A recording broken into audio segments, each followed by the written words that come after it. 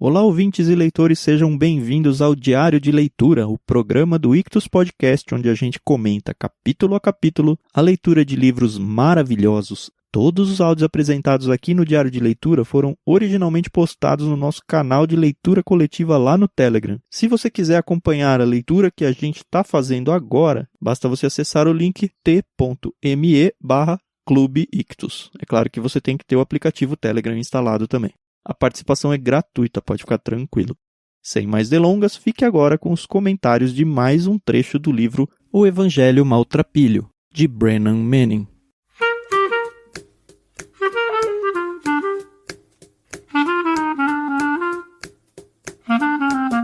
Bom dia, Carol, tudo bem? Fim de livro chegando! Pois é, bom dia, Tiago. Mais um livrinho aí pra ticar da listinha, Isso. né? Que é uma lista infinita. Sai um, entram dois. Como dizem os pessimistas, menos um livro, né? Menos um livro no mundo, exatamente. Menos um que eu vou ler na minha vida. É, mas eu pretendo reler esse aqui daqui a alguns anos. Ah, é? Eu acho que eu não releio, não. Ah, sim. Já tá bom. Quando tiver com saudade, eu ouço esses áudios nossos aqui e é mais rápido. Boa, é verdade. Mas enfim, chegamos então ao último capítulo, capítulo 11, Um Toque de Desatino, o Evangelho Maltrapilho de Brennan Manning. Isso mesmo. Eu gostei muito desse livro no sentido de que ele usou muitos exemplos pessoais, muitas ilustrações, e eu acho que isso acaba deixando o livro mais rico, né? Porque ele não foi só na teoria, mas ele mostrou algumas coisas na prática, né? Sim, para mim ele está seguindo o princípio de homilética, que é aquela parte da teologia que ensina você a pregar, que é exposição, ilustração, aplicação. E a ilustração chama você de volta porque você já está dispersando com tanta explicação, então você sente uma conexão maior com a história, com o autor ouvindo a história, e aí ele te taca a aplicação para você mudar a sua vida. Basicamente é isso. Show de bola. Mas tá bom, vamos começar então. Um toque de desatino. Ele já começa aqui falando de uma experiência que ele viveu entre os Amish, sei lá. Isso, eu fiquei com vontade de pesquisar o que era isso, mas minha vontade passou. Então eu não sei o que é um Amish, se alguém puder ajudar é bom. Eu te ajudo então. Os Amish são um grupo de pessoas, eu acho que não tem aqui no Brasil, pelo menos eu não tenho conhecimento, isso é mais nos Estados Unidos, que eles não são adeptos à tecnologia.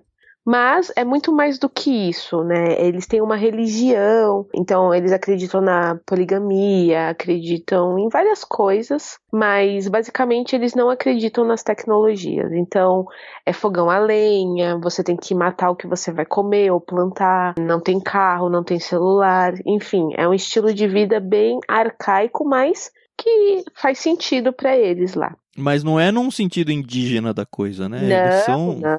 só contra a tecnologia e vivem a vida, sei lá, de 1800, não sei. Isso mesmo, exatamente.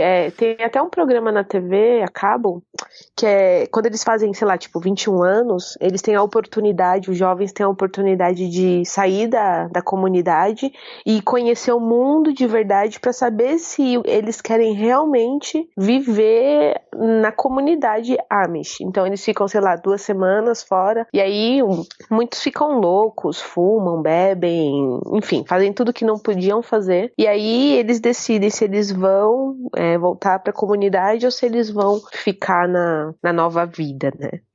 Só para quem não se atinou, a palavra desatino seria uma boa palavra para a gente usar no dicionário lá no podcast, porque quase ninguém usa, né? Mas se a gente for ao dicionário, ela diz que é loucura, expressão de falta de juízo, de bom senso, de tino. Por isso, desatino. Então, se você tá pensando aí, um toque de desatino não diz muita coisa pra você, um toque de loucura, um toque de falta de juízo. E é essa linha que ele vai no capítulo, né? Ele vai falar que o evangelho, aceitar o evangelho, é meio que uma falta de juízo aí, parece meio loucura. Exato. Então, ele até fala que nessa comunidade Amish que ele vai, ele conhece um senhor, um viúvo de 82 anos, o Jonas. Uhum. E ele tem 4 filhos, sendo que dos 4, 3 sofrem de retardo mental, né? Uhum. E aí ele conta a história que ele vai fazer uma refeição lá com eles, mas o caçulinha, que é o Willan, que já é velho, né? Caçula com tem 47 anos. Ele se afeiçoou muito ao Brennan de uma forma muito inocente, né? Muito ingênua. E aí, sem querer, durante a refeição, o Brennan acaba machucando ele, né? Ele dá uma cotovelada no peito dele. E o menino, o homem, ele chora e fica... mas tá ali e 5 minutos depois tá tudo bem e tá amando o Brennan de um jeito...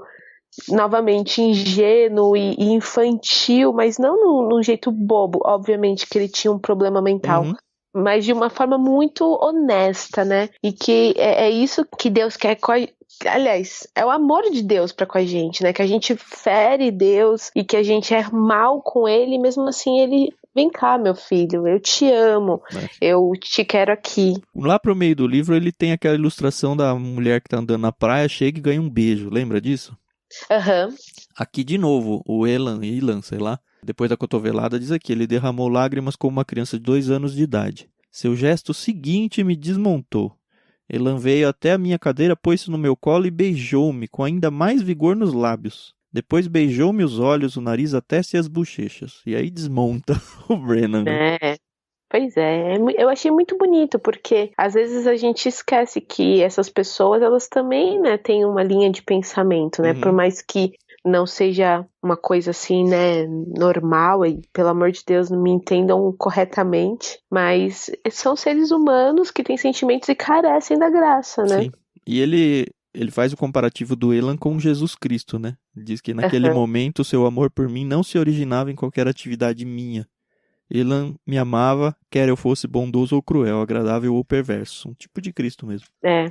Achei muito bonito, achei muito, muito bacana isso. Ele encaminha, assim, pro fim do livro. Eu sei que esse é um capítulo mais curtinho, né? Mas eu marquei algumas frases desse capítulo que eu achei muito bonita. Ele cita, lá na página 199, sobre um grego chamado Zorba. E aí eu descobri que eu tenho esse livro aqui em casa e dei uma folhadinha nele. E é bem legal. Ele fala aqui quem é o Zorba e tal, e ele tem toda uma ilustração, e no final o Brennan fala: a verdade do Evangelho de Jesus Cristo não sobe e desce diante de questões como a corrupção do clero, a exploração dos pobres, a mesquinharia das multinacionais ou o fanatismo irracional das ditaduras modernas. Ele merece ser aceito ou rejeitado pelo que é. Uma resposta à pergunta mais fundamental que alguém pode fazer: a vida é absurda ou tem um propósito? Jesus responde que não apenas nossa vida tem propósito, mas que Deus interveio nos negócios humanos a fim de deixar abundantemente claro qual seja esse propósito. Eu gostei muito dessa frase porque o Brennan está falando nesse capítulo que muitos cristãos estão desiludidos, né, com essa coisa. O evangelho é uma loucura, não sei se estou no caminho certo. A gente sempre tem essas dúvidas, eu acho que é normal quando você tem essas dúvidas, mas óbvio você tem que ir atrás das respostas. E ele é muito claro falando, olha, Jesus... ele dá propósito à nossa vida com o seu sacrifício, né? Isso é tão bonito, isso é... principalmente para quem é cristão há muitos anos, conhece o evangelho há muitos anos, relembrar esse tipo de coisa, né? E ele segue com uma outra ideia, meio que um conselho para quem não está disposto, né, a crer nas loucuras. Assim, ele fala, não seja um cristão se você não está disposto a crer nessas loucuras do evangelho. Ele diz, se você for rejeitar o evangelho maltrapilho e der as costas ao cristianismo, faça-o por achar que as respostas de Jesus são inacreditáveis, blasfemas ou irremediavelmente otimistas. Rejeite o cristianismo por cinismo, se você quiser. Dê as costas a ele por acreditar que a realidade é maligna e punitiva. Escolha um Deus que é caprichoso, vingador ou descuidado, ou determinado a colocar o homem no seu lugar, se um Deus assim é mais do seu agrado. Se não é capaz de aceitar a ideia de que o amor está no cerne do universo, esse é um direito seu. Se não crê que o absoluto deseja apaixonadamente ser nosso amigo e amante, então fique, por favor, à vontade para rejeitar essa noção aparentemente absurda. Se não crê que possuímos o entusiasmo, a força, a coragem, a criatividade necessários para amar uns aos outros como amigos, então jogue depressa essa ideia na lixeira. E se você acha ridículo crer que a vida triunfará sobre a morte, então não perca o seu tempo com o cristianismo, porque você não pode ser um cristão se não acreditar nisso. Pois é. Pois é. Então tá aí. E olha que isso foi escrito, né, por um outro cara chamado Andrew Greeley, né? Não é deles. Nem é dele, mas são palavras tão reais, né, tão verdadeiras. E é isso mesmo, gente. Se você tá na igreja só por estar, por conveniência, ou sei lá mais o quê, começa a repensar aí tua vida, porque não tá legal, não. Uhum. Basicamente é isso. Eu acho que ele foi muito feliz na ideia dele sobre o que é ser um evangelista maltrapilho ou aceitar o evangelho maltrapilho. Foi muito bonito as palavras dele. Eu sei que eu tô sendo meio redundante, mas é porque eu não tenho, assim... Claro, eu tenho algumas ressalvas em relação ao miolo, mas quem não, né? Mas eu acho que ele fechou muito bem a ideia dele, as ideias, né? Ele apresenta um poema de um tal de Tagore, um indiano, que para mim resumiu muito bem o livro, que é Deixa para Deus a parte de Deus. O poema diz assim: não cabe a você abrir os botões em flor. Sacuda o botão, golpeie. Está além do seu alcance fazê-lo desabrochar. Seu toque o estraga. Você arranca as pétalas em pedaço e asperge-as ao chão. Mas nenhuma cor surge e nenhum perfume. Não cabe a você abrir os botões em flor. Ele que é capaz de abrir o botão o faz tão singelamente. Ele apenas olha e a seiva da vida se movimenta nas suas veias. Ao seu hálito, a flor estende suas asas e tremula ao vento. As cores lampejam como um anseio do coração e o perfume delata um doce segredo. Ele que é capaz de abrir o botão o faz tão singelamente. É muito indiano mesmo, né? Eles têm essa percepção na natureza, né? Que às vezes falta na gente aqui do Ocidente. Quase sempre, né? Quase sempre. Com isso, então, o livro se encerra, pelo menos os capítulos principais, e tem 2 outras sessões menorzinhas. A primeira delas, ela faz meio que um eco à primeira do livro, né? Lá no início do livro a gente tem uma palavrinha antes de começar, e agora ele fala uma palavrinha final, que a primeira parágrafo foi interessante. Depois de terminar o Evangelho Maltrapilho, um leitor ponderado poderia refletir. O sujeito tem alguns bons argumentos, mas o livro parece muito tendencioso. Brennan fala sem parar sobre Abba, Jesus, graça radical, compaixão e o furioso amor de Deus, mas diz pouco sobre moralidade. Acho que ele jogou com cartas marcadas. Ai. Olha que bem que podia ser a minha própria frase isso daqui, viu? Não é? Porque é a impressão nossa ao longo do livro todo, né? É verdade. Mas eu achei bacana, porque ele... Não sei depois quanto tempo que ele escreveu isso, mas ele sabia, né, que era um livro que poderia trazer algumas controvérsias, né? Eu ainda acredito aquela questão do pêndulo. De todo mundo estar de um lado, falando você precisa ter uma disciplina espiritual, você precisa fazer a sua parte. E ele joga o pêndulo para o outro lado, quando na verdade o equilíbrio está no centro. E ele sabe que ele está fazendo isso e que é necessário fazer isso, tanto que no próximo 10 anos depois, mostra a reação da comunidade cristã em relação ao livro dele, que se tornou de fato um marco, talvez, teve uma grande relevância, provavelmente não só aqui pelas terras brasileiras, mas dentro dos Estados Unidos. E amanhã vai ao ar um episódio do Literário lá com irmãos.com, onde a gente vai conversar inclusive com o Burjac sobre esse livro aqui, O Evangelho Maltrapilho. É bem o fechamento de toda a leitura que a gente fez, então não perca lá amanhã e a gente fala um pouquinho sobre isso lá. Então eu acho assim, os 10 anos depois, pra mim, poderia não ter. Porque pra mim foi, sei lá, como se ele tivesse cedido à pressão da sociedade e falado, não, tá bom, deixa eu explicar uma coisa pra vocês. E eu não acho que, assim, pra mim não acrescentou muito. Não faz mal ter ele, entendeu? Mas soou como se, tá bom, eu tenho que me justificar aqui pra vocês. Mas, assim, tirando isso, eu gostei do livro, assim. Esses 10 anos depois, ele nem faz a meia-culpa, né? Ele simplesmente fala, olha, a comunidade aí de leitores ou de críticos literários, vamos pensar assim, talvez não os leitores, né, mas o pessoal que realmente influencia, se incomodou. Sim. Achou ruim, me chamou de vários nomes. Isso. Fui rotulado de desequilibrado, espiritualmente imaturo, intelectualmente confuso. Um artigo do Jornal da Califórnia colocou em dúvida tanto minha pureza doutrinária quanto a minha retidão moral. E aí ele devolve, né? O Evangelho da Graça continua a escandalizar, chamando todos eles de seus legalistas, vocês não entenderam nada. Enfim, como eu falei lá no podcast que vai no ar amanhã, eu realmente acredito que tudo isso que o Brennan escreveu, e não poderia ser diferente disso, é resultado de quem ele é, né? Se você for pensar, ao longo do livro a gente descobriu que ele tem uma formação católica, então a cosmovisão primeira dele é católica. Por mais que ele tenha de alguma forma rompido e tudo mais, a formação dele não deixa de ser católica. Ele tem a questão da própria perseguição dentro da religião dele, no sentido de que ele se casou, foi formado padre, eu não sei, e se casou, então tem toda a questão do celibato, que foi rejeitado por ele e tal.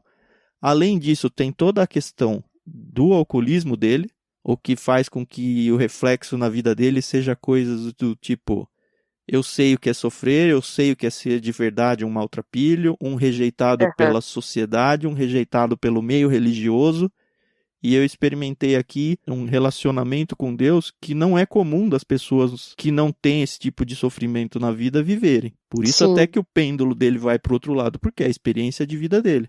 E eu falei do catolicismo primeiro, porque, apesar de eu não ser católico, vendo por fora, e aí eu posso estar sendo bem leviano mesmo, a impressão que me passa é que essa luta entre graça e obras dentro do catolicismo é muito maior do que no nosso meio cristão evangélico, cristão protestante. Eu nunca tinha olhado por essa ótica. Mas não sei se faz sentido para você, mas para mim faz muito. Todos os poucos católicos, assim, bem fervorosos que eu conheço, se você vai falar para eles, a salvação é só pela fé e através da graça, você percebe que incomoda um pouco eles. Tanto que existe a ideia de purgatório, que você precisa tirar as coisas ruins que você fez, como se o sacrifício último da cruz de Cristo não tivesse sido 100% eficiente ou plenamente eficiente. Assim, realmente eu não tenho muito contato com pessoas católicas, mas a gente realmente vê essa questão do purgatório, né, de que você tem que ser um bom menino, uma boa menina pra ir pros céus, né, e tem as penitências também. Faz sentido isso que você falou. Se você for ver, esse eco tá naquele capítulo que ele fala do pecado venial e o pecado mortal, eu não lembro o nome dos dois. Carnal, não é? Uma coisa assim? É o pecado que, esse aqui tudo bem, esse outro eu vou ser condenado eternamente. Isso não faz sentido no nosso contexto protestante evangélico. Mas para ele fazia muito a ponto dele se incomodar e rejeitar. Então eu acredito que ele sofreu muito, principalmente pela parte do alcoolismo. Ele deve ter realmente, enfim, passado umas poucas e boas, se cansou, escreveu esse livro para colocar o ponto de vista dele e chegou até nós. E a gente tem que ler também, não só com os nossos óculos cristãos, mas entender o que está por trás da pena do autor. Sim, com certeza. Mas é por isso que eu tô falando que eu não sei se cabia ele ficar se justificando, né? Mas tudo bem, já foi também, né? É curtinho isso daqui, é interessante você ler rapidão, pelo menos para dar o check na leitura, né? Isso aí. Acho que valeu muito a pena e já tô ansiosa pelo próximo. Eu gosto desse tipo de livro que me faz pensar, mas eu também gosto de livros, assim, com uma narrativa mais corrida, sabe? Como de foi história, né? De ficção. É o meu gênero favorito, por assim dizer. Mas acho que vale muito a pena você parar 2 semanas aí no seu ano e ler um livro como esse e fazer você refletir certas coisas da sua vida, pesar, medir, enfim, né? A literatura, assim como o arco-íris, tem várias cores. E é importante pra gente. Tem momentos em que a gente precisa de um livro mais de descansar a mente, tem momentos que a gente precisa esticar a mente, como diz o Peixe Grande Randy Cook. Tem horas que a gente precisa estudar alguma coisa, algum assunto muito específico. E é legal, assim, o ictus, em geral, faz parte do nosso coração, assim, do nosso cerne. Essa coisa de ficar trocando estilo literário, de tentar interagir com tudo. Sempre livros sensacionais, que marcaram a vida das pessoas. Com isso, então, a gente já passou pela Agatha Christie. A gente passou agora por um livro de ensaios sobre a graça de Deus, agora de Brennan Manning. E a gente vai seguir com o quê, Carol? A gente vai seguir com um grande clássico da literatura moderna brasileira, do nosso querido João Guimarães Rosa, Grande Sertão Veredas. Ai, tá apaixonante esse livro, apaixonante. Nossa, muito bom, tá muito legal. Esse é o tipo de livro que eu dei uma olhadinha na faculdade, mas porque tinha que fazer trabalhos, etc e tal, e agora eu vou conseguir degustar ele como eu quero. E a palavra é essa mesmo, viu, Carol? Degustar. É um livro que você precisa primeiro se acostumar com ele. A gente vai fazer ainda um áudio de apresentação. Sim. Vai ter um prefácio dele, né, Carol? Sim. Os 2 primeiros que a gente leu, Morte no Nilo e o Evangelho Maltrapilho, os 2 têm um prefácio naquele modelo de programa antigo nosso ainda, então eles estão prefaciados dentro do programa que apresentava todos os livros que a gente mandou, acho que em julho. A partir agora do Grande Sertão Veredas, essa apresentação dos kits que a gente enviou se transformou no editorial. E agora o prefácio passa a ser exclusivo de um livro. E o Grande Sertão Veredas vai ter então o seu primeiro prefácio sozinho, onde a gente vai explicar um pouco sobre a obra, um pouco sobre o autor, e ele vai dar início então a essa experiência de leitura coletiva que a gente vai ter primeiro no canal aqui no Telegram e depois convertido lá no podcast. Os 2 livros que a gente já leu, O Morte no Nilo, já está em podcast inteiro. E a partir de hoje, o Evangelho Maltrapilho, todos os áudios que a gente já gravou aqui, também vão ser publicados diariamente, segunda a sexta, lá no podcast. Então você tem a oportunidade de ouvir de novo e indicar para pessoas que não leram enquanto você estava lendo com a gente, de falar, olha, vai ler e vai acompanhando lá porque marcou a minha vida, enfim, faça o seu depoimento, a sua propaganda. A gente precisa de muitos ouvintes disso e a ideia é que a gente realmente construa uma biblioteca de experiências literárias dentro do podcast para qualquer momento você chegar lá, deixa eu ver o livro que eu vou ler agora, junto com o pessoal do Ictus. É isso. É isso.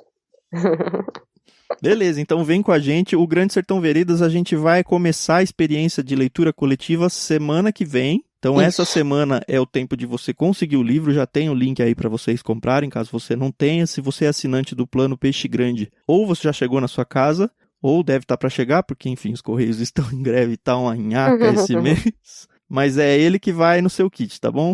O kit de agosto, né? Se você é do plano bimestral e não recebe agosto, você tem que correr atrás do seu livro. Exatamente. Mas olha, gente, não tá caro não esse livro. É claro que quem é do clube acaba recebendo outro livro e aí vale muito mais a pena.